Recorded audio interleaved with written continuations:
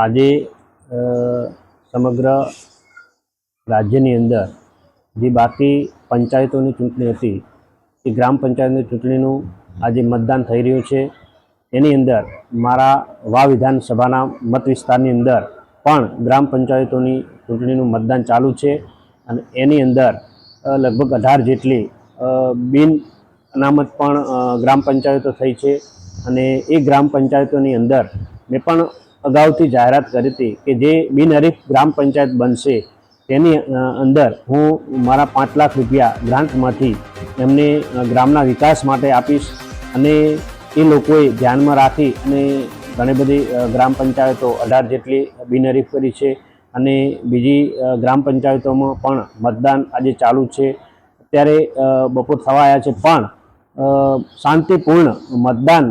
દરેક ગ્રામ પંચાયતની અંદર થઈ રહ્યું છે અને દરેકને હું આહ્વાન કરું છું કે તમામ ગામ લોકો શાંતિપૂર્ણ મતદાન કરે અને શાંતિપૂર્ણ જે લોકોનું મતદાન હશે અને લોકોને એ ભાવતો છે ઉમેદવાર જીતાડશે અને એ જે ઉમેદવાર જીતે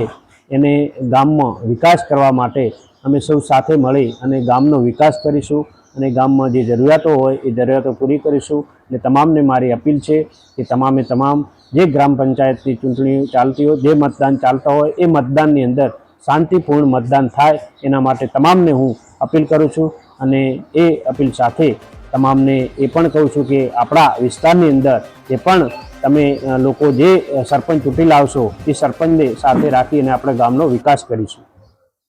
જે અત્યારે ધગધગતી ગરમી હતી અને મેઘરાજાએ પલાણ માંડ્યા છે એના વિશે આપ શું કહેવા માંગો છો? ખરેખર આનંદની વાત છે કે આજે એક ચૂંટણીનો પર્વ ચાલી રહ્યો છે અને ચૂંટણીના પર્વની અંદર મેઘરાજાએ પણ મહેર કરી છે એટલે મેઘરાજાની પણ ખૂબ આ વિસ્તારની અંદર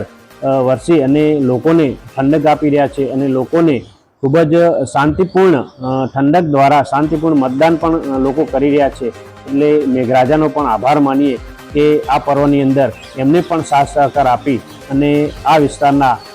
જે વિકાસને આગળ વધારવા માટે આજે લોકો નક્કી કરી રહ્યા છે જે